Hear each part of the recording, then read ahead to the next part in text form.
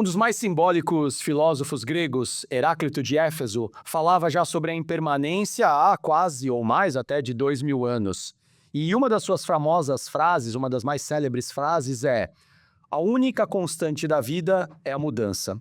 E a gente vai falar um pouco sobre mudança hoje, mas a gente vai falar sobre mudança num espectro bem específico. A gente vai falar sobre o impacto da mudança no emprego, na empregabilidade, no que significa trabalhar nessa década de 20 do século 21. E claro, para isso a gente chamou alguns convidados que vocês já vão conhecer já já, nesse novo episódio do podcast Quando Comi o Cérebro de Sócrates.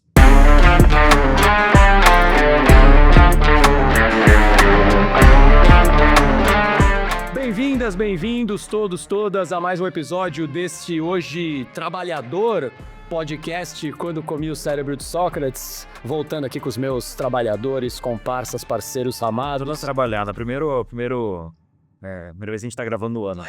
Não é a primeira publicação do ano, mas é a primeira gravação, né? A gente é transparente, aliás, vamos falar tanto de transparência hoje, né? Do papel da transparência nesse mundo moderno do trabalho, mas a gente grava, às vezes, os episódios e vai guardando eles, exatamente para não ter perigo de faltar e a gente poder publicar com constância. Então, esse aqui é o primeiro episódio gravado, né? No ano de 2025, de repente alguém tá nos assistindo em 2030, vai dizer, olha, eles gravaram há 5 anos atrás. Demorar tudo isso pra publicar, né?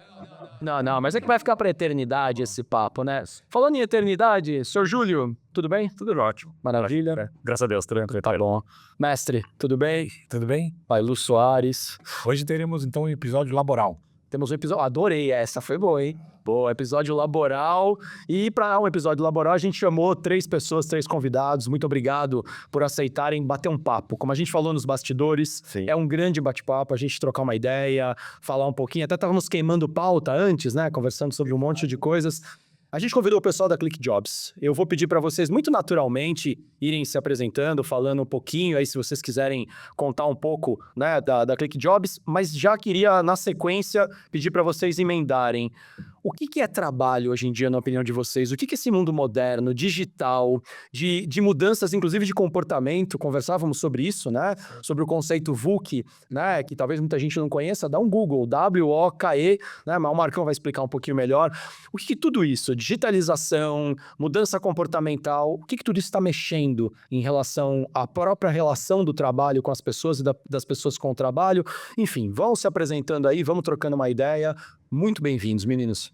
Bom, Danilo, obrigado. Obrigado, Pai Lu. Obrigado, Júlio. Sim, feliz ano novo, né? Comecinho de ano. Não sei até quando que a gente, né, tem que dizer feliz ano novo, mas feliz ano novo. Né? Obrigado pelo convite. E, bom, me chamo Dorival, né? Trabalho na ClickJobs, sou um dos diretores da ClickJobs, diretor-geral, né? E hoje, falando um pouquinho de emprego, né? Começando, né? O que é o emprego? Eu acho que hoje, não pegando a definição simples do dicionário, mas tentando aplicar ele um pouquinho, talvez seja servir todas as formas de vida, né? Todos os dias, independente do que aconteça, né? Obrigado pelo convite, né? Feliz ano novo também, né? Complementando aqui as felicitações a todos, né? Nessa primeira gravação do ano. Eu tava pesquisando aqui, parece que até agosto pode desejar feliz ano novo. Acredito, se pode, vamos lá, até agosto desejando feliz ano novo. Eu me chamo Rodrigo, né? Eu sou gestor comercial, né? Então participo da diretoria comercial da ClickJobs, né? Então eu que estou à frente das negociações junto aos clientes, né? Trazendo os novos negócios, principalmente para a nova linha de negócios nossa, que é a ClickJobs. Rodrigo, sou esquisito para você se eu falar que, por exemplo, me dá a impressão que você vende emprego? Sim, eu vendo emprego. Ah, legal, boa. Mas melhor que isso, né? As pessoas têm que ter um entendimento que elas não têm ou detêm um emprego. E sim a empregabilidade. Boa. Isso aí. Fechou. Bom, sou o Marcos, tenho 28 anos, laboro há 11. Tô na ClickJobs também como head de recrutamento e seleção. E até eu tenho a resposta pro ano novo. Após o carnaval, porque o ano só começa após o carnaval. Daí já tá no cultural do brasileiro, a gente tem que seguir. Maravilha. Aliás, só para a gente se situar, ClickJobs, o que ela faz? Qual que é? O que é a ClickJobs? Bom, é assim, a ClickJobs é uma das linhas de negócios da Cabrasil, né? A Cabrasil hoje, ela é um grupo e esse grupo ele contém algumas linhas de negócios de apoio para as empresas, né? Então a gente tem um coworking, que é a Cowork BR, uma das nossas marcas, onde nós ofertamos espaço, endereço fiscal, endereço comercial. Nós temos a KBL, que é uma parte de logística, só que só voltada para material promocional. A gente vende nós estamos um pouco mais de 20 anos no mercado de terceirização de mão de obra, trade marketing, recrutamento e seleção, né? E a gente guarda com a gente agora essa questão de distribuição desses materiais e fazemos esse trabalho para as empresas aqui, pelo menos no Brasil, né? Nós temos uma parte de terceirização de mão de obra temporária, que é a KBR, que é uma das empresas, exatamente para uma substituição temporária de um colaborador, uma reposição, enfim, um acréscimo extraordinário. E a ClickJobs, que hoje a gente detectou que faltava mesclar um pouco de conhecimentos de recrutamento e seleção com sistemas voltados agora para o mercado de verdade, né? Então, hoje a ClickJobs simplesmente você abre uma posição, eu quero contratar um analista, por exemplo, de BI. Você vai no nosso site, no aplicativo, você coloca o analista de BI, salário que você precisa, é como se fosse um delivery, é o seu delivery de recrutamento e seleção. Você clicou, já cai para o nosso time de recrutadores e eles iniciam um processo. Então, a gente consegue encurtar demais as negociações, não precisa passar por jurídico nem nada, você dá um aceite no contrato, que ele basicamente diz o que pode e não pode ser feito, tem as condições de pagamento e a gente inicia o trabalho de recrutamento e seleção e hoje a gente coleciona, a gente está vivendo um ano muito bom, né? Começamos o ano de 2025 de maneira muito positiva, sei que muitas empresas acabam dizendo, mas no fundo muitas vezes não é, mas para a gente está sendo muito bom. O ano de 2024 foi excelente, foi o melhor ano.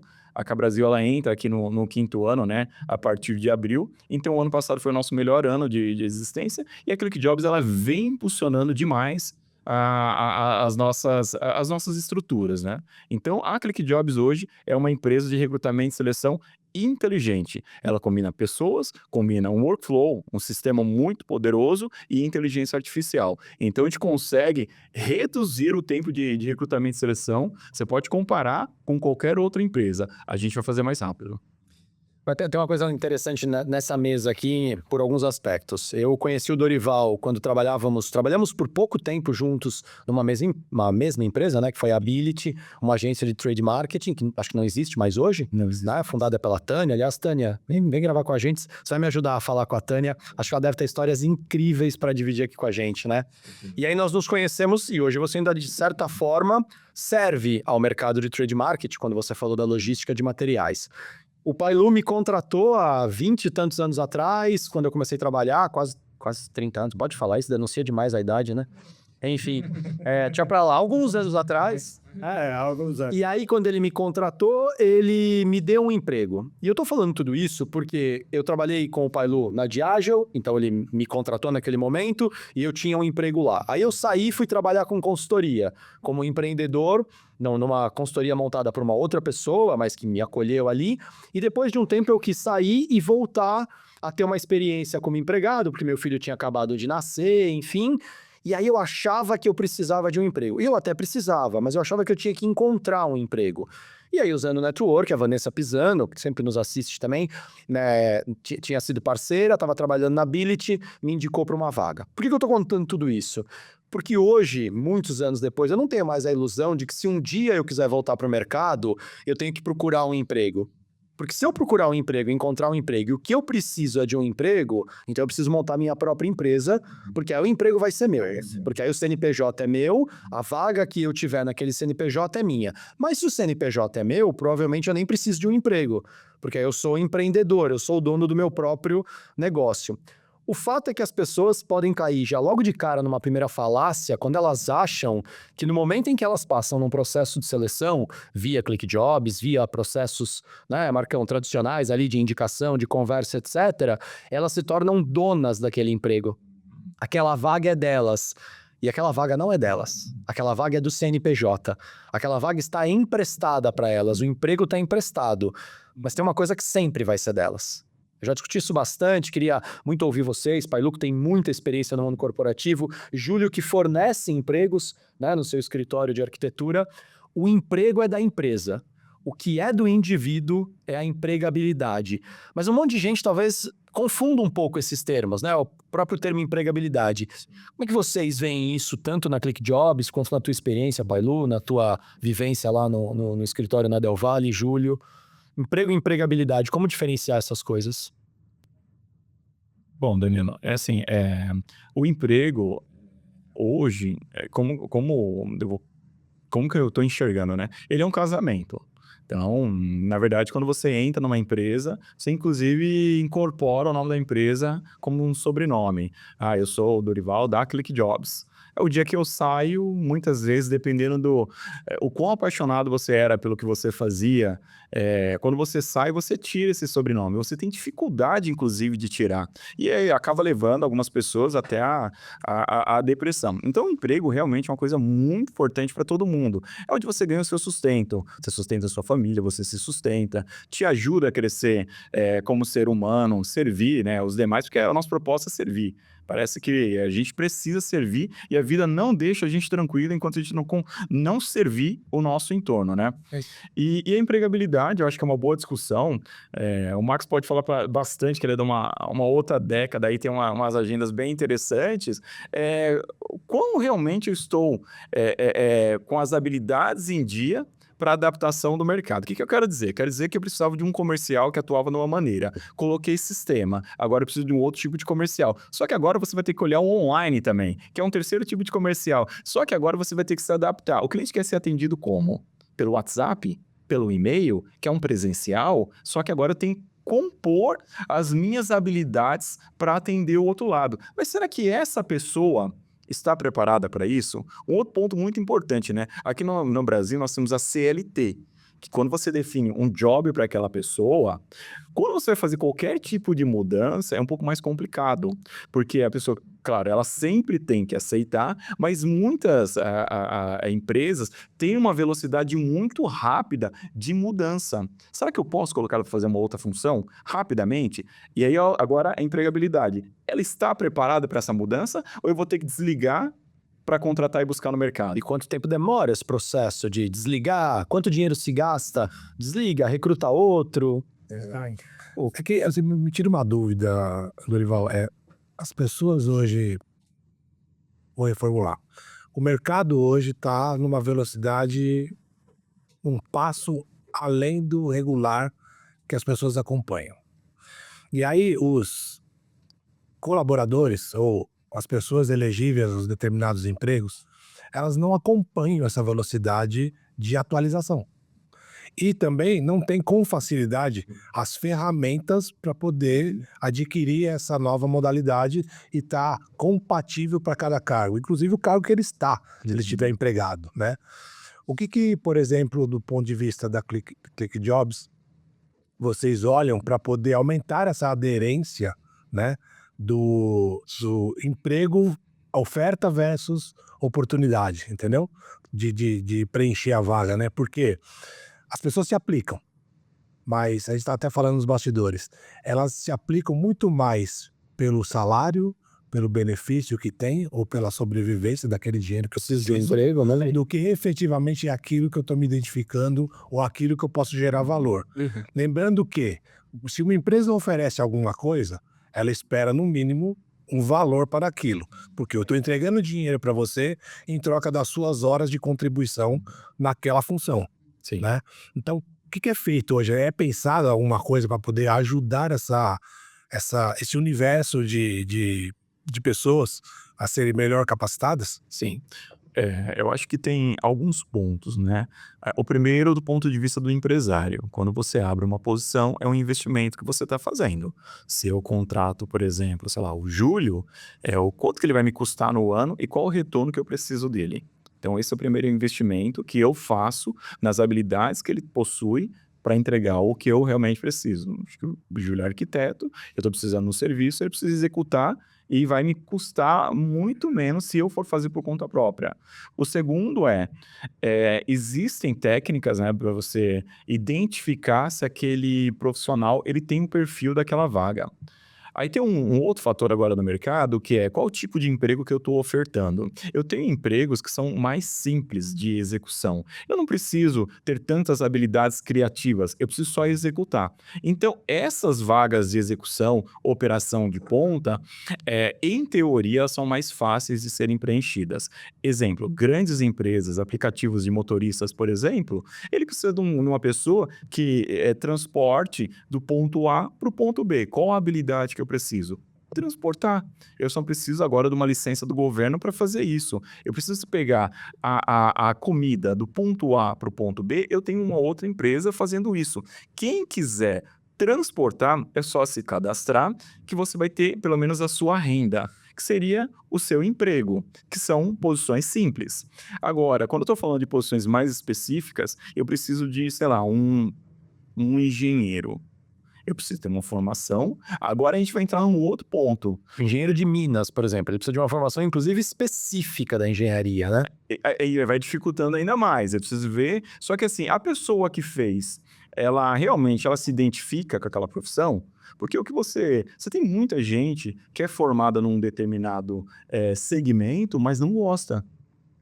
Só que é o que ele sabe fazer. Eu sou engenheiro, vou fazer o que agora da vida? Eu tenho que ser engenheiro. Não, eu vou virar, eu vou trocar, eu vou, sei lá, transitar a minha carreira. Eu vou para um outro segmento. O que vai acontecer? Será que eu estou preparado para ganhar menos? Ou muitas vezes, será que eu estou preparado para dar um passo para trás, para recomeçar? Ou seja, essa identificação da pessoa para aquela profissão, ela é muito importante ter que começar antes. Depois que eu fiz, como que eu identifico? E a gente vai entrar agora numa outra esfera. Eu quero ser o Danilo, eu quero ser um apresentador. Mas será que eu tenho essa habilidade? Eu vou dizer que eu tenho. Aí começa agora os grandes currículos. Fala inglês? Aí fala, intermediário. Mas será que o cara faz Essa expressão absolutamente genérica, né? E aí, assim, a posição exige que você fale inglês. E hoje a gente pensou nisso daí, se o cara fala inglês, mandarim, qualquer idioma, ele tem que colocar lá na plataforma agora. E é automático. E automaticamente a gente vai saber se ele fala ou não. O que a gente vai fazer? Agora a gente vai encurtar o tempo para ligar pro Danilo, para perguntar se ele fala realmente inglês, se ele está interessado na vaga, se ele está disposto a fazer. Ou seja, quando ele entra na plataforma, que ele faz ali pelo menos um áudio, ele tem um áudiozinho falando inglês de 1 minuto, eu já sei se ele fala inglês ou não e se ele consegue atender o que eu preciso. Ou seja, agora a gente vai começar a fazer um trabalho de diagnosticar. Será que ele trabalhou nas empresas que ele está falando? Sei. Será que eu não estou concordando com ele aqui só para manter a amizade? Será que ele realmente tem aquela formação? Como é que as universidades agora garantem que todos os certificados que estão no mercado são delas? Porque antigamente você tinha, às vezes, até dificuldade de imprimir, né?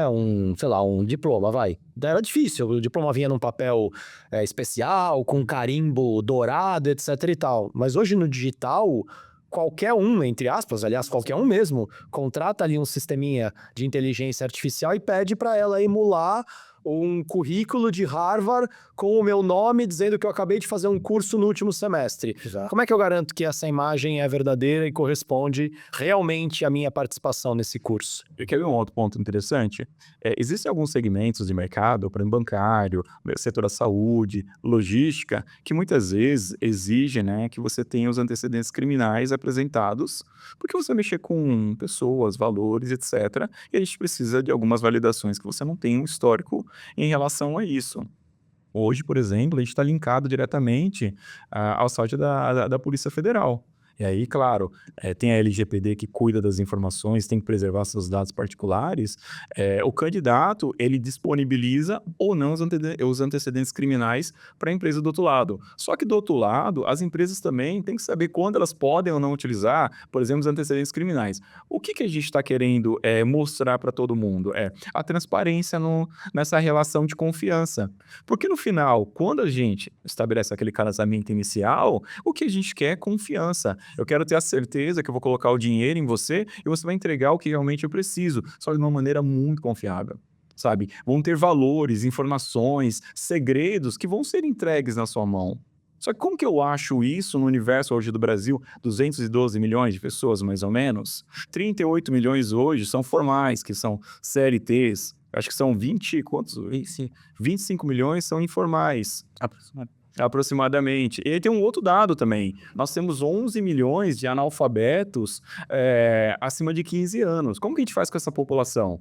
Como que a gente inclui essa população nas redes? Às vezes analfabetos funcionais, né? Ele até pode saber ler e escrever, mas ele não consegue interpretar um texto um pouco mais complexo, né? Se você pegar, vamos voltar um pouquinho nas nossas estruturas familiares, os nossos avós. A maioria veio do campo. Ele era excelente no que ele fazia. Muitas vezes você tem profissionais habilidosos, como marceneiros, pedreiros, etc., só que eles não estão no mundo digital. E como que você faz para colocar esse povo no mundo digital?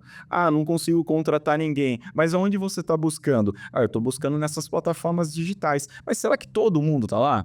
Então, recentemente, a gente está trabalhando com uma empresa que ela mexe com condomínios. Certo, Rodrigo? Isso. E o que os caras precisam? De encanadores, de pedreiros, pessoas que mexem com gás. Só que esse povo, eles realmente estão nas plataformas digitais? Talvez façam parte daqueles 25 milhões de trabalhadores informais, por exemplo, uma boa parte deles. Sim, e talvez até sem as instruções necessárias ou analfabetos funcionais. Sabem ler, mas não conseguem Interpretar um texto, por exemplo. Porém, muito habilidosos.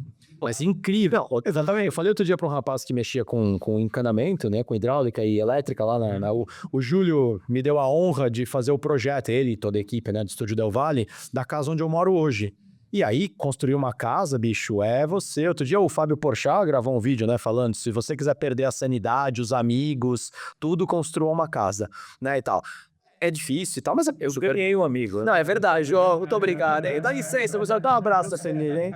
E aí te dei um outro amigo depois em troca. E foi, Dois amigos, né? mas, cara, a gente viu os bastidores de uma construção e, por exemplo, o seu Hildo, que nos acompanha, seu Hildo, um beijo, obrigado por tudo que o senhor faz por nós. Eu falo pra ele, seu Hildo, o senhor é um gênio. E o dia que eu falei isso pra ele, ele ficou todo sem graça. Eu falei, não tô brincando, não é bobagemzinha, não. A inteligência que é preciso para entender toda a questão elétrica, o que pode, o que não pode. Porque uma coisa é ligar 2 fios, outra coisa é ligar toda uma casa que tem um projeto hidráulico, elétrico e tal.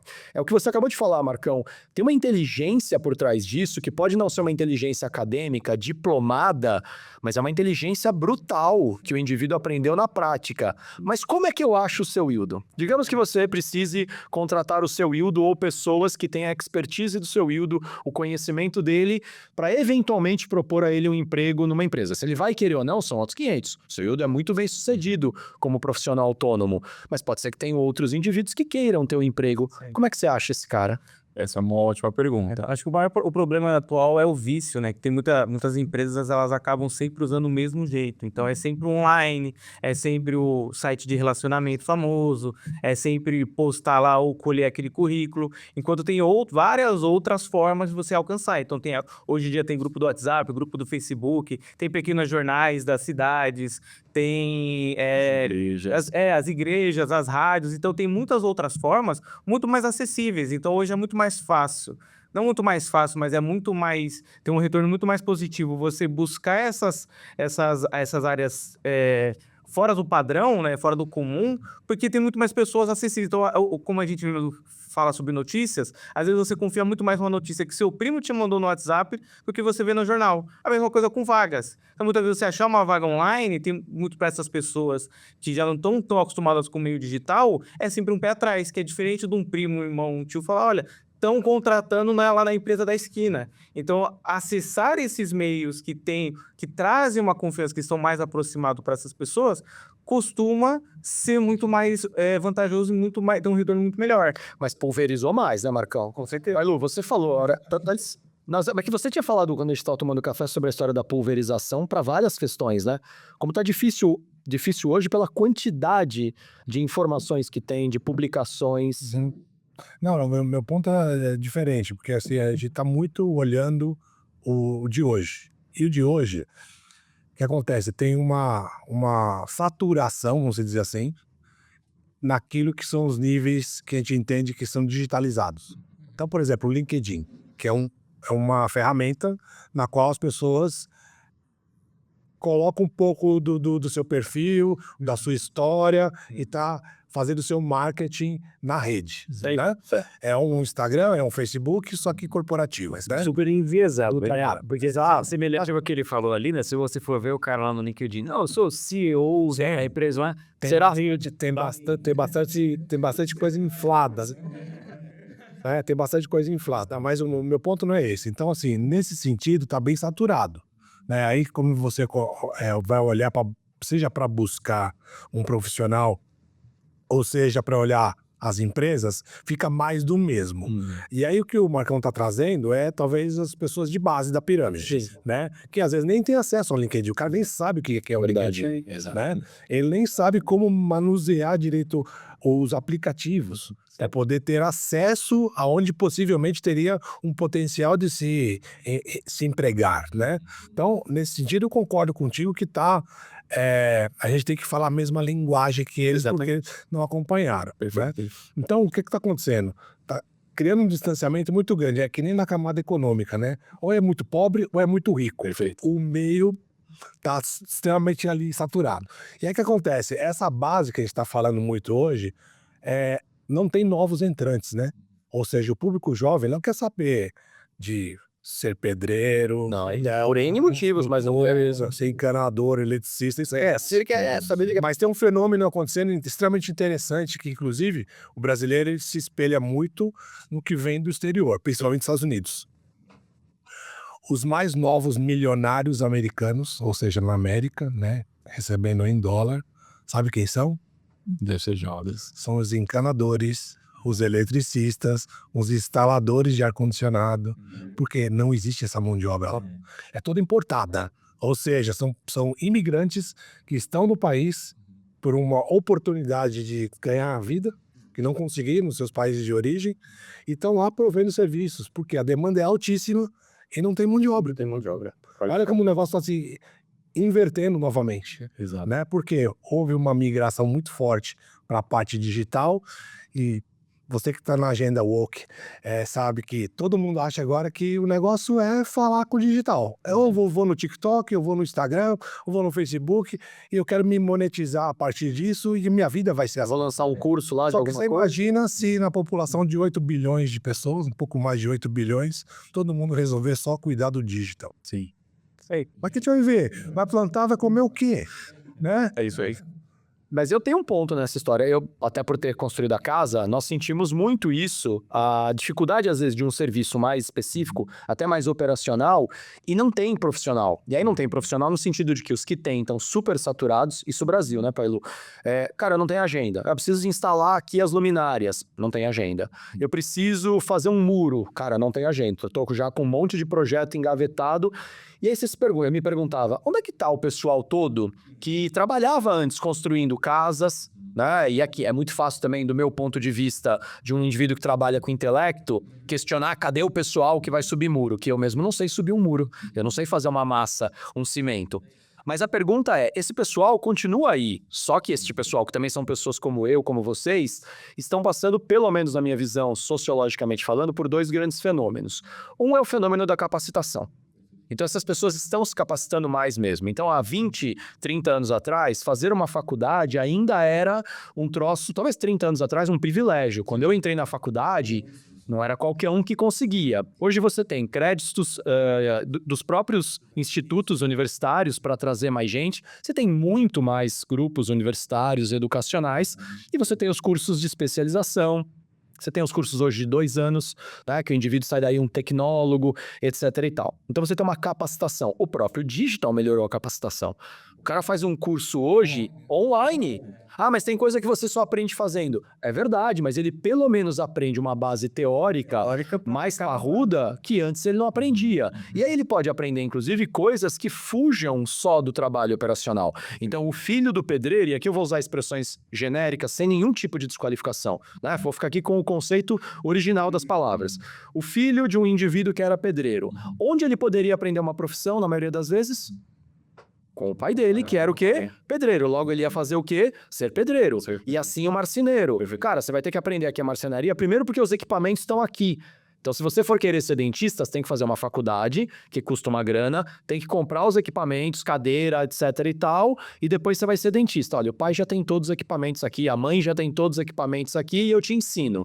Então, uma tendência em que o filho do padeiro, a filha do padeiro, virava, né, ou ia trabalhar como padeiro e assim ia, em funções mais operacionais. As pessoas hoje podem estudar outras coisas mais complexas.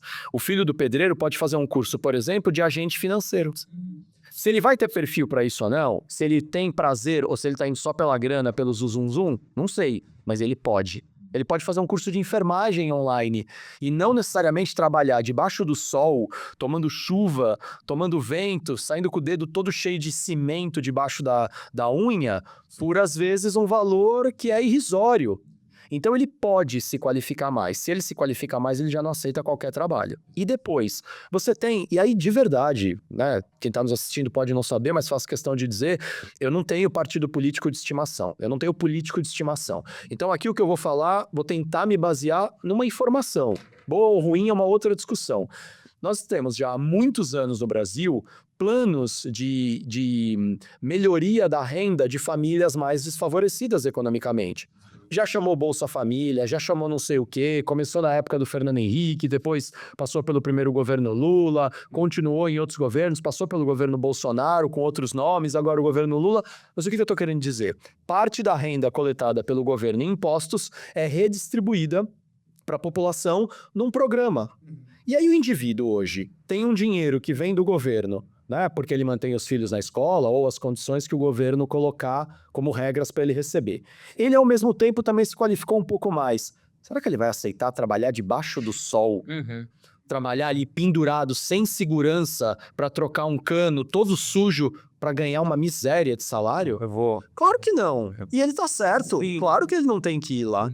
Eu acho que a questão principal hoje é que quando a gente traz para empregabilidade, que ela está muito ligada ao propósito. E hoje até existe e naturalmente, justamente por essa questão de trabalhar embaixo do sol, uma desqualificação ou você deprime aquele trabalho. Isso. Porque muitas pessoas pensam sempre no glamour. Então, sempre quando a gente pensa, quero ser bem-sucedido, quero sustentar minha família, quero ter dinheiro, ser bem advogado, médico, que com certeza são profissões que têm geralmente uma média salarial muito alta, mas não quer dizer que um pedreiro, por exemplo, não ganhe bem. Porque se você parar para pensar, por exemplo, lá na minha casa mesmo, há uns 2 anos atrás, a gente fez o telhado, em uma semana ali, um final de semana, a gente pagou de mão de obra pro pedreiro R$3.000. Então você pensa, 2 dias de trabalho para ele fazer um trabalho, claro, degradante, pesado, mas 2 dias de trabalho, você conseguir uma remuneração de R$3.000, então assim, é uma alta remuneração, uma remuneração acima da média do brasileiro, muito acima da média do brasileiro. Mas a gente converte isso sempre no glamour. Então, assim, existe uma glamorização, existe uma coisa que traz, principalmente a nova geração, então essas pessoas que estão vindo, eles acabam criando essa glamorização do trabalhar no escritório, trabalhar enfim, qualquer outro lugar. Não é como o Paulo falou, trabalhar nos bastidores com uma câmera na frente, só gravando coisas e ficando rico. Exatamente, você cria essa ideia, mas todo trabalho é bem remunerado quando bem feito. E esse conceito hoje, ele vai se perdendo com o tempo. Eu acho que um ponto importante, né? Quem mexe com emprego, quem emprega ou quem quer trabalhar, tem que começar pela gente, né? Toda profissão, ela é bonita. Sim. E ela é útil, toda profissão, sem exceção. O ponto que nem o Marcos tá trazendo essa profissão não tem um status tão legal, então não vou querer mais. Eu até faço uma provocação aqui. Quantas manicures vocês conhecem hoje que tem abaixo de 25 anos? Esse é um mercado que vai morrer. Tem uma demanda gigantesca que vai morrer. E quem é que tá aproveitando? Um outro ponto, que eu acho que dá uma surpresa. Mas quem que tá aproveitando? Você tem mais ou menos a resposta para isso? Quem que tá pegando porque tem demanda pra caramba de manicure. Quem que hoje tá fazendo esse serviço? Hoje, né, você pega a manicure, ele é um trabalho manual. É 1 a 1. E artístico. E artístico. É isso. Quais são as meninas, ou as mulheres, ou os homens, porque não é uma profissão masculina, e mesmo imaginar, vai chegar um homem manicure aqui. Historicamente não é uma profissão masculina. Mas assim, será que a mulher vai aceitar receber uma pessoa que é um homem na casa dela para fazer as unhas? Esse é um ponto. Não que ele não faça um bom trabalho. Eu acho que se ele entrar, vai fazer um trabalho ótimo também. Não é essa a questão. A questão é quantos querem realmente trabalhar como manicure. Você quer ver outro ponto? O pedreiro. Cara, o pedreiro, a gente muitas vezes, coitado do pedreiro. Coitado do pedreiro até ele passar o primeiro orçamento pra você. Você vai ver o quanto que ele é rico. Porque assim, ele é muito bom, assim, é uma arte. E o ponto é, como que eu sofistico essas profissões? Porque é o pedreiro, eu posso ser uma empreiteira. Olha como que é mais sofisticado. Ah, não, mas talvez eu seja uma construtora. Não, eu posso ser uma incorporadora. Só que assim, eu quero trabalhar na incorporadora. Uma multinacional, gigantesca, etc. Mas pedreiro, não sei se eu quero. Poxa, é uma profissão que paga super bem. Tem uma demanda gigantesca no mercado mundial, não só brasileiro. Todo mundo precisa fazer uma reforma em casa, todo mundo quer deixar a casa um pouco mais bonita, melhorar, criar um ambiente novo. Só que a gente tem muita dificuldade, inclusive, de encontrar. Como que eu encontro essas pessoas? Aí tem um outro problema. Indicação, né? Indicação é uma delas. Indicação. Por exemplo, você visitar uma igreja, tem um cliente nosso que ele trabalha dentro de condomínios fazendo redução do consumo de água. Então, além deles individualizarem, eles ainda conseguem, eles garantem a redução. Só que a gente precisa buscar esses profissionais. A gente está indo bater em pastores de igrejas, padres. É que o Thiago não está aqui, mas é o Thiago que ele vai lá abrir. Nós vamos na prefeitura, vamos em supermercados de cidades pequenas. A gente fez um trabalho para Timbó, em Santa Catarina, que o índice de desemprego ele é baixíssimo. Inclusive, na nossa plataforma, mostra a taxa de ocupação das pessoas, da população, da região. Já foi isso Direto do Ministério do Trabalho, por exemplo? Direto do IBGE, por exemplo. Do IBGE. Já tem a fonte e o ano que ela foi atualizada. Porque, assim, muitas vezes você tem uma operação, o Danilo, o Pailu, que trabalharam em grandes corporações e que faziam ações gigantescas, você desenha a ação no Brasil. O Brasil é o 5º maior país do mundo. Tem uma extensão territorial gigantesca, são 26 estados no Distrito Federal com culturas diferentes e eu tenho que atingir X cidades no Brasil, com X equipes. Só que ninguém parou para pensar que algumas cidades não tem gente para trabalhar. Aí vem a gente e fala assim, olha, não tem gente para trabalhar. E o que o outro lado pensa? Ah, os caras são preguiçosos, só querem escritóriozinho, só querem analista, coordenador, gerente. Não tem. Então hoje... Às vezes não tem gente para trabalhar porque já estão trabalhando. Já está não, mas gente disponível, bem disponível. Esse é o caso de muitas cidades no Brasil, não tem gente disponível. Aí tem um outro detalhe, essa empresa falou, o salário médio, lá a plataforma mostra, salário médio R$ 2.700, R$ 2.800.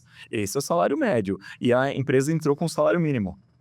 Aí você fala, cara, mas como é que a gente vai fechar, sendo que o indicador eu não tenho gente. O segundo salário médio é esse. A empresa reajustou e a gente mostrou. Tivemos um caso aqui também em Ibiúna, em São Paulo, com uma empresa de cosméticos, que a gente mostrou para a empresa que a gente não conseguiria, talvez não conseguisse buscar dentro da cidade, por uma questão de taxa de ocupação. A gente teve que buscar em Sorocaba. Fechamos o projeto. Quando a gente foi para Osasco, nós já estávamos preparados. 1h40 foi o tempo de fechamento de uma vaga. Ou seja, isso para a gente é muito importante. O nosso objetivo é reduzir esse tempo, encontrando as pessoas certas para executar aquela atividade. Muita gente tem muitas habilidades, só que às vezes eu tenho vergonha de dizer que eu sou de tal profissão. Por isso que eu falo, começa conosco e dizer que todo emprego, todo o trabalho, ele é digno e ele é bonito, cara. Você falou do pedreiro, o pedreiro serve. Aliás, uma das expressões para quem trabalha com construção é servente. Não é... O pedreiro, ele serve porque ele constrói uma casa, um lar para uma pessoa, para uma família. Cara, isso é a essência do servir, né? Julião, você ia fazer um comentário uma hora e eu te interrompi, alguém te interrompeu, você lembra o que era? Não, eu ia comentar, acho que corrobora isso que a gente tá falando, que esses dias eu vi uma reportagem que eles estão avaliando a média de idade na construção civil. Então, assim, pegaram os trabalhadores da construção civil, aí uns 10 anos atrás fizeram uma pesquisa disso e tinha a média ali perto de uns 30 anos de idade. Aí, recentemente, refizeram essa pesquisa, a média de idade tem próximo de 40 anos de idade. Ou seja, é o mesmo pessoal que estava trabalhando lá atrás. Então, assim, corrobora isso que a gente está falando, porque o que acontece? O filho do pedreiro, por exemplo, bom, Hoje, eu acho que a remuneração realmente ela tá bem melhor. Há 10 anos, não, há 15 anos atrás eu construí uma casa e eu paguei quase 10 vezes menos do que eu pagava hoje. Mas aí é o que o Paulo falou, né? Que, por exemplo, instalador de ar-condicionado nos Estados Unidos hoje ganha um bom dinheiro se fizer um bom serviço. Exato. Então o que acontece? Hoje o pedreiro, ele tá ganhando um pouquinho mais e o filho dele, que começou a trabalhar junto com ele teve condições de ir para a faculdade. E daí, depois que ele foi para a faculdade, ele fez uma engenharia, alguma coisa, e ele não quer trabalhar novamente no canteiro de obras, né? Por causa disso, né? Queira não não tem um glamour, né? Igual você falou, Marcos. Mas, por outro lado, pela falta de oferta, está sendo mais valorizado. Então, o que acontece? Escassez, né? Escassez de mão de obra. Então, olha que isso. Tanto que recentemente, antes de eu até trabalhava em outra empresa, e uma das colaboradoras lá, ela recebia um salário mínimo, assim, e ela era manicure, ela fazia o manicure, ela colocava a unha de gel, se eu não me engano, e eu não sabia que existia esse mercado. Quem me contou foi até a minha noiva, que ela falou, poxa, essa menina, ela põe unha de gel, uma unha de gel no mercado para você fazer é coisa de R$ 300 para você colocar, 200, não sei exatamente, e aí você para pra pensar, é o salário dela, tipo, de uma semana de trabalho aqui. E ela, muitas vezes, por essa questão, ela falava, é melhor trabalhar lá, porque lá eu trabalho no computador, sentado. Fala, não, não é, porque se você monta uma agenda ali, uma semana, você faz o salário do seu mês aqui. Não, mas peraí que eu quero ouvir um pouco o Rodrigo também numa coisa que a gente provocou. Se ela quer ganhar dinheiro, porque aí nós vamos voltar à essência do nosso programa, né? Na essência do bate-papo e na essência até do trabalhar, né? Que é servir alguém, ou seja, ter um propósito. Se o propósito dela é ganhar dinheiro, aí beleza, eu concordo com você, ela tem que ir aonde ela consegue ganhar mais dinheiro, vou sugerir que dentro de coisas legais, né? Até moralmente bacanas, como, por exemplo, fazer a unha. Mas e se, por exemplo, ela até faz, né, bem ali uma colocação de unha de gel, mas é mais apaixonada pelo trabalho administrativo. Mas essa que é a questão, é porque é justamente o contrário. Porque cria-se um imaginário de que você precisa trabalhar numa empresa. Quando necessariamente ela gosta, porque tanto que ela não fez um curso, ela gosta de unha, ela usava as unhas, ela era uma própria propaganda do que ela fazia, então ela ia com as unhas dela bonitas, as pessoas em volta viam, as meninas que trabalham viam isso, e começou a perguntar, onde você faz? Fala, não, eu faço, eu gosto. Ela gostava de fazer, não sei se seguiu, mas ela trabalhava com isso, mas criou-se um imaginário que ela precisava de um trabalho, que ela precisava de um emprego. Um emprego de verdade. De uma segurança do Isso, uma figura que esse foi o ponto, porque quando eu fui fazer até a entrevista com ela, eu perguntei, né, e o que você faz pra viver e tudo mais? Ah, eu faço unhas e tudo mais, mas ficou na cabeça, legal.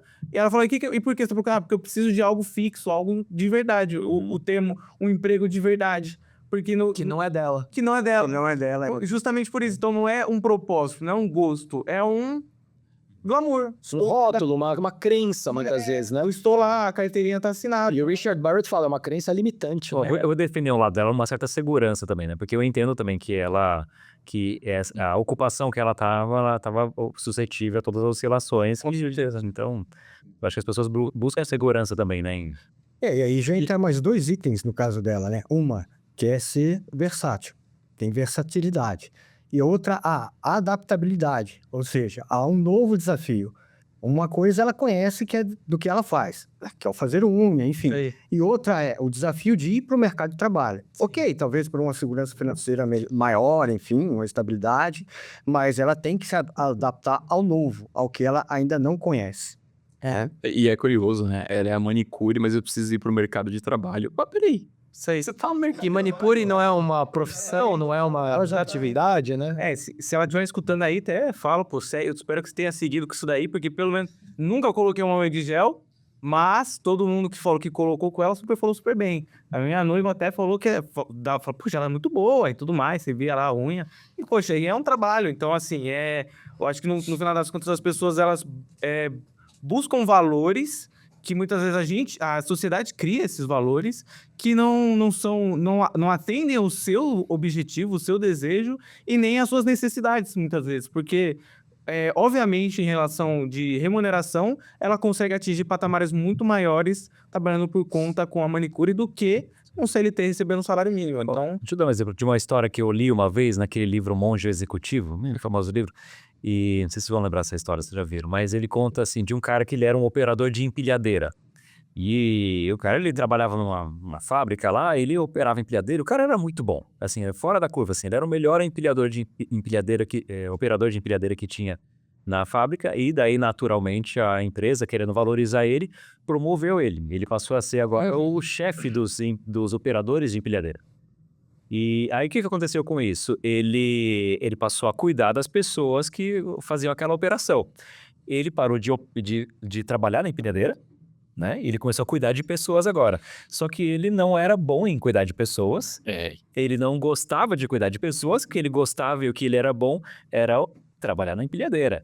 E daí, com isso, aí, ele perdeu, porque ele não estava mais fazendo o que ele gostava, que estava ganhando mais, né? Porque ele foi promovido. E a empresa perdeu porque perdeu o melhor operador de empilhadeira que eles tinham. Mas é um clássico, né? Clássico, né? O bom especialista não é garantia nenhuma que ele vai ser um bom líder. Exato, não tem nada a ver com uma coisa boa, mas esse é o default do mercado, né? Não, mas você precisa de mais glamour, precisa de mais...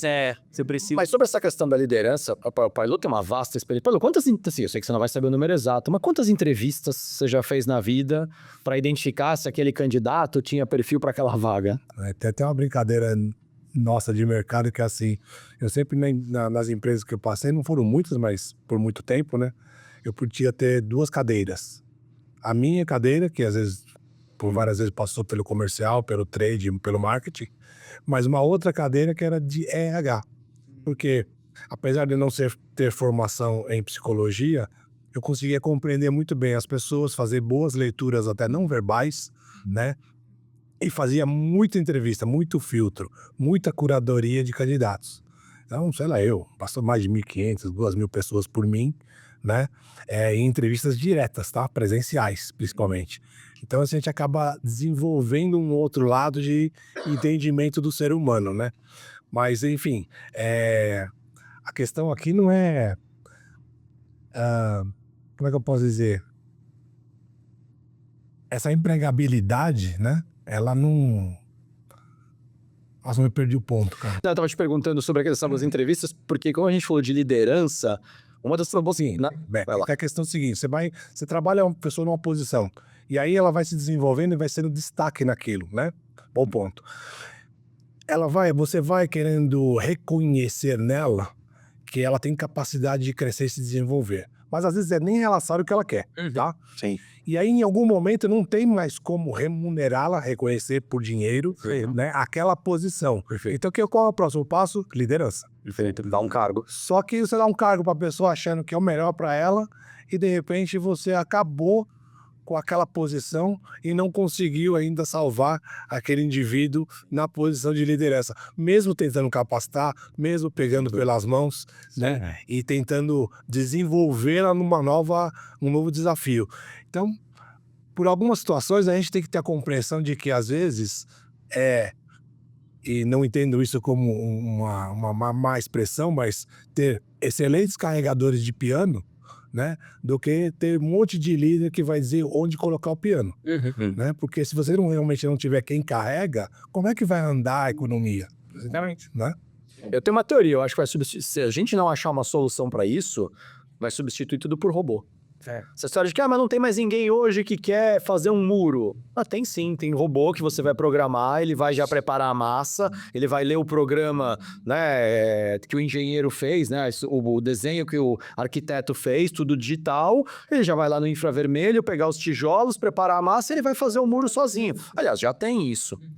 Então eu acho que um dos desafios hoje que eu percebo em alguns trabalhos, em algumas posições que são mais operacionais, que realmente é braçal o trabalho, é manual, como por exemplo também a questão da unha, é que daqui a pouco alguém pode inventar uma máquina, se é que já não tem, que você põe a sua mão ali, já escaneou, né? Já escaneou a sua mão, você escolhe o modelo que você quer e ele é capaz até, talvez por fotossensibilidade, perceber o tipo da sua pele, da sua cutícula, etc e tal.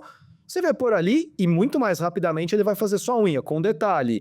Não vai estar chateado se brigou com o marido ou com a esposa, não vai estar triste se o time perdeu, não precisa dormir. Então, se nós não acharmos uma solução, como que nós vamos voltar a dar algum tipo de importância para determinados trabalhos, inclusive pelo prazer, pela satisfação que esse trabalho traz, pelo preenchimento, pela plenitude do servir, nós vamos rapidamente ver as máquinas entrarem. E aqui não tem nenhuma teoria de apocalipse, que a inteligência artificial vai dominar o mundo. Pode até dominar, mas eu não sei falar sobre isso. Eu quero falar do ponto de vista social, comportamental. Vai dominar por quê? Porque trabalhos operacionais a máquina faz tranquilamente. Eu acho, Mas ela não tá motivada, né? Ela tá fazendo o que você programou. eu acho que a resposta tá numa barbearia, por exemplo. Uma coisa que eu acho muito engraçado que sempre acontece é que assim, eu tenho um barbeiro que eu gosto bastante, só que o grande defeito dele é que demora. Ele não tem hora marcada. Ele fala, você chega e vou te atender. Quando é o problema? Você chega lá, vai ter uma pessoa na sua frente. Você vai ser atendido depois de 2 horas. Então, óbvio, uma máquina faria o trabalho, com certeza, mas você perde a experiência. Porque o ato de você ir no barbeiro, você conversar, você jogar aquela conversa fora, tem pessoas que você nunca viu na sua vida, mas aquele momento ali, e agora eles começaram a colocar sempre uma cerveja, então você bebe uma cerveja, corta, e todo aquele processo, ele acaba sendo gostoso. Mas ele, por exemplo, Marcão, quando você tá lá, mesmo que você fique 1 hora esperando, enquanto o barbeiro tá fazendo o trabalho dele, ele fica bufando, do tipo... Não, Pois é. Exatamente. Ou seja, você tá lá esperando para ser atendido, por melhor barbeiro que ele seja, mas você tá vendo na reação dele, no comportamento dele, que ele não está feliz trabalhando naquilo, ele não tem satisfação. Ele bufa enquanto ele trabalha? Jamais. E se você estivesse esperando e ele estivesse lá, mesmo que trabalhando bonitinho? Que saco. Ai, que droga. Eu vou fazer a unha dessa mulher aqui, ou desse homem, né? Muitos homens fazem a unha por questões de estética, de higiene e tal. Vou fazer a unha desse homem, dessa mulher. Ai, que saco. Ela fez maravilhosamente bem. Tecnicamente perfeito, mas bufando. Sei. De cara feia. Você vai chamar essa manicure de novo? Vai, Céu. Então, se for só para fazer a questão técnica, numa boa, a máquina faz muito melhor. Exatamente. Então o pedreiro, né, e a gente tá falando aqui muito do pedreiro, porque eu acho que todos nós vivenciamos, tínhamos, sei lá, um tio pedreiro, um amigo pedreiro, tivemos que contratar o serviço de um pedreiro, e era uma profissão historicamente associada a pessoas de menor capacitação técnica, que não tinham outra alternativa e, portanto, caíam ali, e eram mal remunerados. Hoje, eu confesso que eu tenho uma outra visão sobre a capacitação técnica. Eu acho um trabalho muito difícil. É uma inteligência diferente. Eu gosto muito do conceito das múltiplas inteligências, né? Que foi proposto em 83 pelo... Oh, meu Deus, como é que é o nome do autor? Falei dele ontem. Bom, daqui a pouquinho eu lembro o nome dele, o Google Responde. Onde ele apresentou na década de 80 uma nova visão sobre o que é ter uma capacidade, uma potência ou uma inteligência. Antes, e o próprio teste de QI faz isso, ele ficava ali medindo basicamente a inteligência lógica matemática, sua capacidade de analisar as coisas e pela lógica achar uma resposta, ou fazer contas, cálculos. Ou a inteligência linguística, sua capacidade de interpretar um texto ou de escrever um texto. Tá bom, como é que você explica Beethoven só com essas duas inteligências? Não explica. Beethoven era um cara de difícil relacionamento, um cara que tinha dificuldade de fazer conta, suponho eu, porque foi enganado financeiramente várias vezes. Pelé. Como é que você explica o Pelé? Só pela inteligência lógica matemática ou linguística? Pelé não era um grande orador, e o Pelé não era um grande matemático, foi enganado, pelo que se conta, né, na biografia dele, por contadores e tal. Agora, bota uma bola no pé desse cara dentro de um campo de futebol, com mais 21 pessoas correndo ao redor dele. O cálculo da parábola de uma bola que vai sair de uma posição X para uma posição Y, tendo que passar por cima de outras pessoas, com o vento, com não sei o quê, é um cálculo dificílimo. Ele fazia tudo isso intuitivamente. Diz o autor, oh meu Deus, não lembro do nome dele, mas diz o autor, o Pelé, por exemplo, era possuidor de uma inteligência cinética. Um grande artista como Pablo Picasso era, talvez, possuidor de uma inteligência espacial, né? O Beethoven era possuidor de uma inteligência musical. São 8 inteligências diferentes. A Hebe Camargo tinha uma inteligência interrelacional brutal. Sentava no sofá dela, né? Talvez alguns de nós aqui, Marcar muito novo, não vai lembrar disso. Mas você tem programas gravados onde sentava no sofá com ela e mantendo conversas, o Maluf de um lado e o Lula do outro. Pessoas de espectros políticos completamente opostos. Talvez a Hebe hoje fizesse o Bolsonaro sentar de um lado e o Lula do outro, e vamos conversar, meu amigo. Mas a capacidade dela de ler o ser... Pailu tem uma inteligência interpessoal brutal. De verdade, eu posso falar que são 30 anos convivendo com ele. Então, essa coisa da gente voltar a valorizar as diferentes... Ou melhor, voltar não, talvez começar a valorizar a beleza de diferentes trabalhos, diferentes capacidades, diferentes formas de servir. Porque hoje eu vejo o seu Wildo fazendo lá o trabalho hidráulico e elétrico, eu falo, esse cara é um gênio. Sim. É um gênio. O que ele faz, eu não sei nem como é que ele começa. E na hora que eu vi, ele montou tudo aquilo. Se nós não valorizarmos isso e as novas gerações não perceberem valor nisso e tem um valor de servir gigantesco, numa boa, o trabalho operacional a máquina vai fazer. E aí, gente? Vai todo mundo ser youtuber? Vai todo mundo ser criador de conteúdo? Pode ser, mas eu não sei se tem demanda para todo mundo fazer a mesma coisa, né? Ô Danilo, essa é uma provocação boa, porque assim, uma das grandes perguntas quais serão os empregos, né? O que se espera lá na frente? Tem profissões que elas vão desaparecer. Então, por exemplo, com o avanço principalmente das inteligências artificiais, é nítido que o tradutor, ele vai desaparecer, o dublador vai desaparecer. Hoje é capaz de falsificar a imagem e a voz de uma pessoa, incluindo fazer uma reunião virtual, colocando 2 chefes com as imagens e vozes e fazendo transações bancárias num golpe que aconteceu agora recentemente. Ou seja, muitas profissões vão desaparecer. Então, o que vai sobrar para nós? Vai sobrar para nós a experiência. O que demonstra cada vez mais pode ser que tenha uma máquina que faça um corte de barba perfeito. Eu gosto da perfeição, não sei se a gente está preparado para a perfeição, mas a gente gosta do que é bonito, do belo, do imediato. Aí você tocou aqui, capacitação técnica, é extremamente importante, só que tem a capacitação técnica versus as expectativas do outro lado. Será que o outro lado está preparado? O cara assiste um programa de TV, onde todo mundo edita, deixa tudo bonitinho, faz a melhor apresentação do mundo e o cara quer trazer para a realidade dele. A realidade é outra. Beleza, corpo escultural, a realidade é outra. E no emprego é a mesma coisa, a realidade que se apresenta é outra. Vamos voltar lá na obra. Toda obra, eu quero ver quem é que faz uma obra do início ao fim e tá feliz. E bate o orçamento inicial. Aí esquece. O prazo e orçamento, né? Depois você acostuma, você gosta, cara, ficou maravilhoso ali. Mas na hora você vai estressar, pô, olha o que o cara deixou aqui, olha o que o cara deixou ali. A gente tem uma dificuldade ainda no Brasil, principalmente, de fazer o primeiro trabalho bem feito. A gente faz, refaz e não sei o que acontece. Ou seja, assim, e essas profissões? Alguém ainda vai ter que fazer a limpeza. Alguém ainda precisa entregar o lanche na sua casa. Alguém precisa ainda montar um prato de comida.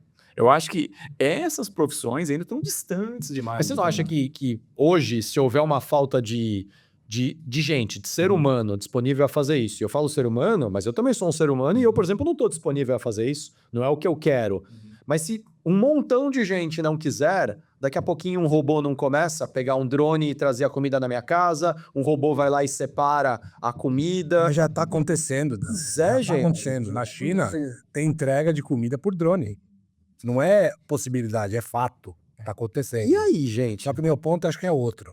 O que acontece? O ser humano se encanta com essas tecnologias. Sim. Se encanta com essa facilidade. Se encanta com a questão mágica, né? Ou seja, eu num clique, a comida chega na minha casa. Né? Só que todo aquele outro processo do ter os insumos, preparar a comida, o ritual de preparar uma comida, a energia que você coloca na comida, porque tudo na vida é energia, tudo, entendeu? O resultado do processo de confeccionar tudo e fazer essa comida, e a entrega, a experiência de você se alimentar. Isso tudo está se perdendo. Lá na frente, o que acontece? O ser humano vai sentir falta disso, porque por mais que ele fala que é legal, que a tecnologia, que é a robotização e tal, ela veio e não tem volta, o ser humano precisa de outro ser humano. Exatamente. Eu preciso contar. Pronto. Eu preciso da experiência. Eu preciso das trocas. Entendeu? Ele vai falar, puta, mas é muito legal conversar com a Alexa. Até que ponto? Vai chegar algum momento que você precisa de outro ser humano. Eu posso até trazer um ponto que está acontecendo agora, que é muito interessante. Home office. E aí, é bom, não é? Será que o espectro é só entre esses dois pontos, bom ou ruim? Será que não tem toda uma outra cadeia de possibilidades de definição, né? Eu vou trazer alguns pontinhos, que assim, o cara já tem um robô entregando comida, não tem? Quem é que dá manutenção no robô que quebrou? Outro robô. Então não precisa mais da gente. Se o outro robô dá manutenção no robô que quebrou, a gente vai fazer o quê? Ficar na frente da TV? Talvez a gente volte para uma sociedade grega antiga que tinha um grupo de escravos, e aí eram pessoas, claro, que faziam todo o trabalho operacional de plantar, de recolher o lixo, etc., enquanto a elite, que era, né, ateniense, por exemplo, nascidos ali e não escravos, ficavam pensando a vida, escrevendo peças de teatro, etc. e tal. A gente talvez esteja chegando próximo de começar uma nova era aonde nós teremos sim pessoas para recolher o nosso lixo, limpar a nossa fossa, etc. e tal, mas não vão ser escravos seres humanos. Vão ser máquinas que não sentem nada. E aí vai entrar uma coisa importante. O indivíduo que tiver uma clareza de propósito de como ele pode agregar valor na vida, mesmo que filosofando, conversando, criando obras de arte, dando abraços, acolhendo pessoas, ele vai ter um papel nesse mundo. Aquele que não entendeu ainda que veio para servir e que não entendeu o seu propósito e que não se preparar, não vai ter mais emprego. E aí, de novo, não tem nada de apocalíptico aqui, não é essa a ideia, mas não vai ter esse emprego clássico, aquela coisa do, olha, eu tenho uma vaga aqui na minha empresa, você precisa trabalhar, vem aqui. Não, eu não tenho mais essa vaga. Você tem que me dizer aonde você vai agregar valor para mim. Você que vai ter que... Eu acho que o que a gente tá talvez dizendo aqui, gente, veja se vocês concordam, é que nós estamos começando a ver uma mudança onde é menos o mercado e a empresa que vão dizer, olha, eu tenho uma vaga, quem aqui está mais qualificado para ocupar esta vaga? E mais nós, como indivíduos, é que vamos ter que nos preparar, ter clareza de propósito, clareza do sentido da vida, que é servir, e como eu vou fazer isso e anunciar isso. E dizer, eu agrego valor na vida de vocês fazendo atendimentos terapêuticos, etc. Pailu agrega valor fazendo planos de marketing, de construção de marca. Sim. O Rodrigão agrega valor ajudando a vender novas ideias. O Júlio em construções arquitetônicas. E aí, claro, tudo isso ainda vai mudar. Sim. Mas o indivíduo vai precisar ter a tal da empregabilidade, que no fundo vai ser o quê? Uma consciência clara de onde eu agrego valor e se preparar. Talvez estejamos prestes a ver a briga entre a IA e a IE, né? IA, inteligência artificial, e a IE, inteligência emocional. Eu, ser humano emocional. O Danilo e o Pailu, cara, vocês trouxeram dois assuntos assim que são bem interessantes. Bem interessantes. O primeiro que eu queria falar sobre... Então, ó, guarda a ideia que eu quero propor uma coisa. A gente normalmente vai terminando o episódio propondo uma etapa que é assim, vamos temperar o cérebro de Sócrates? Cada um vai trazendo ali algumas coisas que falam, opa, peraí que eu capturei um negócio aqui que eu quero temperar pra gente ir fechando o papo. Veja se tem um bom tempero aí no que você vai falar. Talvez tenha aqui. Por exemplo, hoje a gente tem um... Talvez, não tenho certeza. Vocês vão dizer, vamos cozinhar juntos aqui o Sócrates. Bom, legal. Assim, como que eu agrego valor? Eu acho que esse é um ponto muito interessante, porque assim, muitas vezes eu não sei o que fazer na empresa. Mesmo você numa diretoria, a gente não pode subestimar a capacidade do outro lado. Você está direcionando um comportamento, às vezes, de mercado. Se você é uma corporação muito grande, é claro que você muda muitas vezes a forma das pessoas se relacionarem ou comprar as coisas, ou enfim, ou adquirir, que é o caso da Uber. A Uber mudou a forma de fazer logística de pessoas no mundo. E o iFood também, a forma de entregar, de negociar a comida, mudou completamente, né? E assim tem outras empresas como o próprio Google e etc. E a gente também está tentando hoje mudar a forma de recrutar pessoas. Você dá um clique, vem pra gente e te entrega uma pessoa para você. É muito louco. Então, a gente está tentando surfar nesse novo modelo. O home office. Será que as pessoas estão preparadas para o home office? A gente tem uma das nossas estruturas que é de coworking. E vem muitos profissionais ou por empresas que diminuíram o seu metro quadrado, colocaram seus colaboradores em casa. No primeiro momento, o colaborador aumenta a produtividade e a satisfação dele com a tomada de decisão da empresa. Depois de 6 meses, acontece um desconforto. Será que eu pertenço à empresa ainda? Eu não tenho com quem reclamar, eu não tenho com quem tomar café. O que é que tá fazendo falta? O café, o reclamar, o dialogar. Tem dúvida que eu não sei qual tipo de dúvida que eu tenho que ter. Porque quando o Marcos tem uma dúvida dentro da empresa e ele podem falar em voz alta. O cara não tinha essa dúvida, agora também tem a dúvida que ele tem. Aprendi algo que eu nem sabia. Sabia, precisa de aprender. E quando você tá sozinho, você não consegue. E o outro ponto, mas a informação tá aí. Só que assim, como é que eu tenho a dúvida ou o interesse por aquilo? É só quando eu me relaciono. Mas, Dori, a informação tá aí, aquilo que o Pailu falou lá, não, quando a gente tomava café. É muita produção hoje, você fica louco. Eu vou pesquisar uma notícia. Tem todas as notícias. Tem uma publicação que saiu agora de um relatório chamado Midem, de música, que diz que em 2024 foram publicadas e postadas e colocadas à disposição do público mais músicas todo dia do que durante todo o ano de 1989. Nós não estamos falando de 1889, Proclamação da República. Nós estamos falando de 1989. Nós estamos falando aí de 40 e poucos anos... Não, nem 40 anos atrás, né? Estamos falando de 30 e poucos anos atrás. Mais músicas foram colocadas à disposição do público a cada dia em 2024 do que durante todo o ano de 1989. Se você não tem uma curadoria, se você não tem uma forma de selecionar aquilo que te interessa, você vai se afogar nesse mar de informação, o que volta para a história do propósito. Maldito Sêneca, filósofo romano que há 2000 e poucos anos atrás disse, para o barco que não sabe onde vai, qualquer vento serve. Se você não sabe nem para onde você está indo, como é que você sabe que estrada você vai pegar? Exato. E assim, mas será que a gente realmente sabe? Será que a gente sabe o que a gente gosta? Imagina, você com 17 anos, agora você tem que tomar uma decisão de vida. O que você quer ser na vida agora como profissional? Ser biólogo. E trabalha com o que hoje? Mas eu fiz publicidade e não trabalho com publicidade. Não, mas deixa eu tentar colaborar um pouquinho no tempero final aqui. Eu acho que o Marcos comentou, né, assim, que tem uma relação muito íntima entre propósito e trabalho, né? Porque a gente, querendo ou não, a gente gasta a maior parte do dia exercendo algum trabalho, né? Uma boa parte do dia fazendo isso. E a gente está no trabalho construindo alguma coisa, no caso do tão citado pedreiro aqui, literalmente construindo coisas, né? E então, assim, existe realmente uma relação, né, entre o trabalho e o propósito. Mas assim, tem alguns trabalhos que a gente faz porque precisa fazer e é difícil, cara, mesmo, não sei, cara, às vezes tem trabalhos assim que a gente faz porque... Que é rotina. É isso, porque a gente precisa fazer aquilo. Mas ainda assim, eu acho que você consegue criar algum propósito diante daquilo. Então, por exemplo, digamos que eu estou fazendo algum trabalho que eu tenho que vir servir café para vocês aqui. Assim, dificilmente eu vou falar, não, o propósito da minha vida é servir café. Mas assim, isso dificilmente eu consigo colocar isso como alguma coisa que me motive. Mas por outro lado, quando eu estou servindo pessoas, isso começa a gerar algum propósito para mim.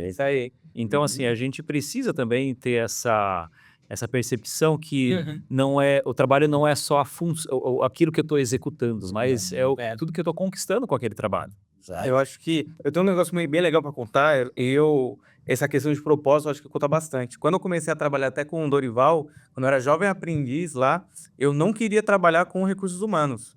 Na verdade, eu precisava de um emprego, tinha acabado de fazer 18 anos, aquela ânsia de conseguir uma independência e conseguir um dinheiro para poder gastar. Apareceu essa vaga, jovem aprendiz, pensei, 6 horas, tá ótimo, dá para fazer a faculdade, ter um dinheirinho. E eu queria até, na época, trabalhar com artes, queria trabalhar com cinema, ou até, você vê os dois extremos, ou cinema, que eu sempre gostei muito disso, de filmes e tudo mais, ou programação, porque naquela época eu já tinha aquela noção de que vai dar dinheiro. E aí eu lembro que o momento que eu descobri que era recursos humanos que eu precisava trabalhar foi quando uma colaboradora, que ela estava afastada, não vou dizer o nome dela, mas ela estava afastada por uma tentativa de suicídio. Quando ela chegou, fazendo até o trâmite de retorno ao trabalho, de recolocar e tudo mais, e ela veio contar, tipo assim, ela contando pra mim, falou assim, cara, ia fazer uma besteira, ainda bem que você me ligou. E a filha dela tava do lado. Eu fiquei até meio emocionado de contar, mas ela falou, poxa, eu ia fazer uma besteira. Ela me deu um abraço, falou, pô, obrigado por ter me ligado e tudo mais, porque eu só liguei pra falar, oi, tudo bem, como é que você tá? Pra fazer um trabalho que era um trabalho pra mim mecânico, de ligue pra colaboradora pra atualizar as informações pra saber se ela ainda vai ficar afastada. Eu liguei, e nessa conversa ela tava num momento delicado ali. E ela, quando ela veio presencialmente, ela trouxe essa carga emocional pra mim. E quando eu recebi aquilo, eu falei, cara, é com isso que eu quero trabalhar, sabe? Tem sentido Tem o sentido. meu trabalho. E você traz uma coisa, tipo assim, o que sempre foi mecânico passou a ter um peso. Porque aí toda vez que eu comecei a entrar em contato com os colaboradores para falar sobre qualquer coisa, então uma licença maternidade, sobre um atestado, você começa a ter um feeling diferente, você começa a ver aquilo de forma diferente. Então você começa a dar um propósito para isso. Então parou de ser um trabalho mecânico, parou de ser um trabalho manual e eu era jovem aprendiz, então ganhava pouco naquela época. Mas você começa a dar um sentido maior. Então você fala assim, a minha recompensa é maior que isso. A minha recompensa é aquela mãe chegar e dar um abraço. E foi aquele momento que eu falei, cara, é isso que eu quero trabalhar com a minha vida, sabe? Eu quero trabalhar com pessoas. A raiz da palavra trabalho, eu acho que é latina e acho que é lavoro, se eu não estiver enganado. Eu não sou um grande, né, conhecedor de etimologia, mas eu acho que lavoro tem a ver com alguma coisa ligada a sofrimento, a quase que uma imposição. Não à toa, muitas vezes a gente vai depois associar a ideia de que trabalhar é igual a sofrer. Só que o que você está trazendo aqui é uma subversão dessa ideia, e é o que nós todos aqui estamos, de alguma forma, propondo, que a gente consiga ajudar pessoas, vocês, com a tecnologia toda que vocês estão trazendo, cada um de nós aqui com a nossa expertise, com o próprio programa, a que as pessoas olhem para trabalho pela ótica da empregabilidade, não do emprego. Tá bom, e o que tem a ver a empregabilidade? Onde você agrega valor e passa a ter sentido a sua presença ali. Exatamente. Né? Tem um propósito que você está fazendo, mesmo que seja servir café. Ô, Danilo, e assim, tem um ponto bem interessante, que tudo às vezes, é árduo. O trabalho, ele não é algo assim, às vezes leve. O Rodrigo e eu, nós tivemos a oportunidade de fazer a Copa do Mundo no Brasil, tá? Que tinha mais de 3 mil pessoas para a Copa do Mundo e as Olimpíadas também, onde ficaram... a gente tinha que construir um banco, né? A empresa que nós estávamos, que é uma das maiores do planeta, tinha que construir um banco com 400 mil pessoas para atender as Olimpíadas no Brasil. Quando você faz em massa muito de tudo, sabe o que acontece? Não é prazeroso. Mas só que o dia a dia, que imagina, para você preparar um banco e contratar, só a gente contratava milhares e milhares de pessoas. Tinha que estar disponível. Tinha que estar banco teria que disponível. estar disponível. Saiu algumas pessoas porque arrumou algum outro emprego, eu tenho que repor para deixar disponível. Banco que vocês dizem é um banco de pessoas, né? Uma reserva de nomes. de colaboradores. O ponto é, o trabalho é assim, o fazer todos os dias, você vai conversar com gente, pessoas, é currículo, não sei o quê, é com registro, CLT, documentação, o cara que não vem, o cara que... Enfim, isso aqui é cansativo. Isso é cansativo, porque você está fazendo todos os dias, toda hora, só que assim, no seu limite máximo, você tem os veículos de comunicação procurando informações das mais diversas, você tem o governo, que está fiscalizando tudo que está acontecendo, a repercussão mundial, os seus clientes que estão pagando para você fazer o trabalho bem feito, então você não pode falhar, né? Você vai ter os seus erros do dia a dia, mas você não pode falhar e você tem que colocar um time para fazer isso daí. Eu acho que, como é que eu sinto prazer diante de toda essa pressão, que é uma pressão gigantesca. Falar ao vivo na TV, a gente tá aqui, a gente fica nervoso, vai falar com vocês e tal, vocês já estão acostumados, mais de 50 episódios, etc. A gente não, mas falar ao vivo com a TV, cara, é desesperador. Ou sabe qual que eu acho que é a grande motivação? Eu vou falar por mim, talvez seja o fato de falar, caramba, eu participei do maior evento esportivo do planeta, olhando para milhares e milhares de pessoas. Porque só pode ser isso. A gente entende até, estamos servindo, muitas pessoas vão se beneficiar, vão levar os seus ganhos para suas casas, vai colocar a comida na mesa por conta disso, talvez volte para o mercado de trabalho, comece uma nova vida a partir daí. Mas assim, eu acho que esse é o grande ponto. Poxa, estou participando do maior evento do planeta. Eu consegui servir e entregar. Isso aí. Dorival, mas eu acho que você matou, assim, porque o trabalho, ele não é sobre prazer. Não é que não tenha a ver, né? Eu acho que, lógico, em tudo que a gente faz tem que ter alguma medida equilibrada de prazer, mas o trabalho, ele não é sobre isso. Ele é sobre propósito. É sobre falar, não, eu estou fazendo alguma coisa que é relevante, que é necessária, alguém precisa disso que eu estou fazendo, mas assim, não... não estou gostando mais do meu trabalho, então eu vou largar. Cara, não tem assim, não, a vida não é assim. Qual o propósito da sua vida na vida? Não, eu não tô gostando, irmão. Não é sobre isso, não é sobre você gostar, né? Assim, não é sobre prazer. Acho que essa pergunta, inclusive, Viktor Frankl, importante psiquiatra austríaco que ficou preso em Auschwitz durante, acho que quase 4 anos, depois sobreviveu por ser médico, porque tinha um sentido a profissão dele.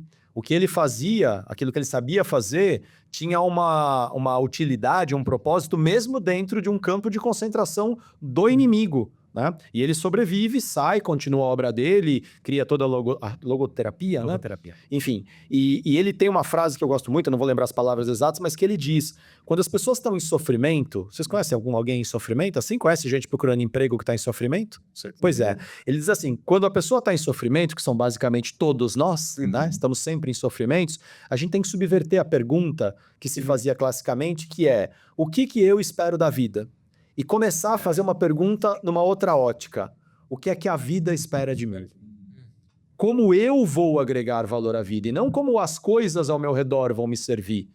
Como eu vou servir? E aí ele diz, quando você consegue enxergar o sentido da sua vida na vida, aí você flui. Porque aí é menos o que o outro vai fazer para atender as minhas demandas e mais o que eu vou fazer para atender a demanda do outro. Aí sempre vai ter trabalho, porque sempre tem demandas para serem atendidas que você pode ajudar de alguma forma. Se você fizer isso, então, por meio dos seus talentos, daquilo que são seus dons, aí é fluidez natural. É isso aí. Legal. Maravilha. Mais algum ponto, senhores, além dos 10 mil que vocês devem ter guardados, cada um na sua cabeça aí para falar? Olha, Daniel, assim, eu acho que o ponto é, cara, agradecer mesmo vocês aí pelo convite, né? Espero que a gente tenha agregado pelo menos um pouquinho. Foi muito bacana conhecer pessoas novas. O Danilo até conhecia, né? Mas assim, agradecer mesmo, Danilo, o Júlio, o próprio Pailu. Obrigado mesmo aí pela essa oportunidade. E você falou da Tânia no comecinho, que eu gostaria de agradecer a Tânia. Nunca agradeci a Tânia. Ela me abriu esse... Sobrenome dela, Tânia Martins. Martins. Agradecer a ela, assim, é uma pessoa que abriu, embora a gente fosse distante, né, porque eu comecei lá embaixo, e ela era dona de uma empresa, uma das principais do mercado, mas eu aprendi muito, me inspirei bastante. E eu também entendi que os chefes também, eles não são pessoas boazinhas, são pessoas duras, e as pessoas mais duras foram as pessoas que eu realmente consegui me desenvolver. Então, eu gostaria de agora poder, né, agradecer que ela realmente abriu esse mercado, e agradecer todo o time da Click Jobs que também não está aqui nesse momento, o Júnior que passou mal. Qual é o nome da pessoa que está aqui nos bastidores, tirando fotos da gente? Que está aqui fazendo foto, gravando vídeo, para a gente aproveitar esse momento também, fazer uns cortes, para a gente também ganhar um pouquinho de dinheiro, né? E, enfim, o Marcos que veio aqui participar, trazer uma outra visão, né? Era trazer uma visão operacional, ou operacional onde acontece tudo. É a parte mais interessante, que é a mente do ser humano colocada a teste. E é o que vem do lado de lá. Então, por exemplo, você abrir uma vaga de gerente financeiro e aparece um padeiro. E é assim que acontece mesmo. Entendeu? O Rodrigo também, que tem uma paciência de entender as necessidades, a gente, né? Vai ser a participação do Rodrigo. E, enfim, ele e vocês. Muito bom. Então, eu queria dizer para o Claudir, que foi a pessoa que construiu com a sua equipe a minha casa. Claudir, tá vendo que a gente valoriza muito o seu trabalho e a todos os pedreiros, eletricistas, encanadores, todo mundo que trabalha com algum tipo de atividade, profissão manual, porém específica, tenha consciência da importância do seu trabalho, sabe? Tenha consciência do sentido do seu trabalho, porque isso é muito importante. Eu acho que muito do que a gente está falando aqui é que a grande mudança profissional que a gente está vendo no mercado hoje em dia é que cada vez mais o emprego está perdendo a sua força para ganhar força a empregabilidade, porque o emprego vai mudar toda hora, vão mudar as regras, vão mudar as importâncias, mas o indivíduo ter clareza do seu potencial, conhecer as suas habilidades e saber o que ele tem para oferecer e colocar a serviço das pessoas é aquilo que me parece que vai ganhando um espaço gigante Eu hoje acho em que dia. é importante até complementar, que eu fazendo muita entrevista, é uma coisa que eu sempre trago para todos os meus conhecidos, meus amigos, eu sempre falo, nunca minta na entrevista, porque você perde isso, você perde o propósito, porque você oculta quem você é. Uma coisa que muitas vezes as pessoas vão falar sempre é eu sou caseiro, gosto de ficar em casa, porque acham que isso é um valor positivo. Mas às vezes a vaga precisa de alguém comunicativo, como a gente colocou aqui mesmo. Às vezes o líder é o cara que faz aquele conexão. Então aquele cara que está sempre numa festa, está sempre fazendo alguma coisa, esse cara tem essa habilidade. E muitas vezes as pessoas têm essa habilidade e julgam ser algo não valorizado e colocam eu sou caseiro, eu sou não sei o quê, eu não gosto muito. Fala, seja quem você é. Porque no final das contas, até a gente traz, o valor está em você, está nas suas habilidades, está no que você sabe fazer. E valorize isso, coloque a importância que é o trabalho da sua vida, né? Então, seja você mesmo, vá lá, entrega, que vai encontrar. Muitas vezes é o casamento, né? Às vezes você quer casar com alguém que faça parte. Verdade, né? Que cruze ali. Uhum. Então, você se moldar pra caber, não faz sentido. Muito bem. Muito bom, senhores. Mais uma vez, fazer fazer um um merchandisezinho aqui, vai lá, e o pessoal está procurando contratar profissionais, utiliza o ClickJobs, clickjobs.com, clique, né, de clicar, tracinho jobs. Tá na camiseta aí, não tá? Tá na camiseta, clickjobs.com, que é o seu delivery de recrutamento e seleção. São profissionais que estão fazendo isso há 20 anos no mercado, com grandes corporações, as maiores empresas do mercado mundial, não só para o Brasil, mas para outros países, se vocês precisarem também, Canadá, México, etc. Contrate a gente, olha que a gente também precisa fazer, né? O nosso, E é para todos os níveis, né? menos executivo, menos diretoria. Tá bom. Até a gerência, a gente faz operações em massa, projetos de RPO, a gente tem negociações de 300 posições por cliente mês, 3.600, 4.000 posições por ano, né, Rodrigo? Exato. Varejistas, indústria, a gente faz pequenas empresas com escritório de advocacia. Hoje a ClickJobs é para todos mesmo. A gente tem um corte, você entra no site, você tem até 25 posições, você vai lá, você tem o seu delivery, a gente dá todo o acompanhamento com os recrutadores, etc. Se você tem acima de 25 contratações mês, a gente tem uma solução extremamente agressiva financeiramente, que tem uma velocidade muito grande, é um painel que você interfere a qualquer momento com inteligência, ele é muito amigável, muito gamificado, muito simples, dispensa treinamentos, a gente faz tudo. Você só se preocupa em aprovar. Inclusive, a gente está trabalhando agora para colocar direto no e-social. Vai fazer um registro diretamente pela ClickJobs. Se muita gente ainda se atrapalha com o e-social, né? Só vai para o contador e para sua empresa só para administrar ali folha de pagamento, etc., fazer desligamento depois. Então, é assim que a gente está trabalhando. Para facilitar, te sobrar tempo para você ir lá falar com o pedreiro, para você comprar um hambúrguer do coreano. Escrever um texto, vim participar de um podcast. Opa, tempo. É isso aí. E tá empregando cada vez mais, porque também a gente contrata recrutadores como se fosse a Uber mesmo. Então a gente vai contratando, vai crescendo, vai colocando mais recrutadores.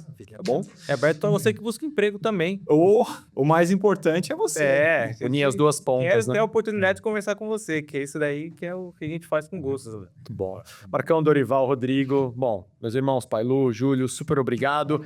Acho que fica muitos aprendizados. Eu vou assistir de novo esse programa, né? Eu costumo assistir os episódios, eu gosto de assistir os nossos papos, mas hoje acho que tem muita coisa para assistir de novo. Então, se você assistiu uma vez, meu convite neste programa é: se você gostou, assiste de novo. Acho que tem coisas para ir pegando nas entrelinhas, pensando. Assiste mais de uma vez, de verdade. Tem coisas riquíssimas que eles falaram aqui. E acho que só corrobora com tudo que a gente já vem falando, né? Ter clareza de propósito na vida implica em se conhecer, e quando você tem clareza de propósito, se conhece, você sabe o que você tem para oferecer para o mundo, como você vai servir o mundo. E se você não está servindo o mundo, se você não tem utilidade no mundo, talvez a resposta para a pergunta o que justifique a sua existência não tem a resposta, e precisa ter. A gente precisa saber o que justifica a nossa existência. Até para, já que estamos falando de emprego, a gente saber responder também, e empregabilidade, uma outra pergunta importante que eu deixo no ar para todo mundo. Diferente se você tem um emprego, se você tem uma empresa, mas se você tem uma atividade, quanto você paga para trabalhar com o que você trabalha e ganhar o que você ganha? É preciso ter clareza disso, porque tem gente que está gastando mais do que precisa e está sobrando muito menos do que acredita. Isso aí. Super obrigado, gente. Mais uma vez, pessoal. Valeu. Um ótimo papo. Obrigado, A gente se vê a semana que vem em mais um episódio desse... Como é que foi o nome que a gente deu? Nutritivo. Não, Canibal. não, mas o de hoje... Não. Laboral episódio, Laboral Podcast. De trabalho. Quando comi o cérebro de Sócrates. Um abraço, turma. Valeu. Valeu.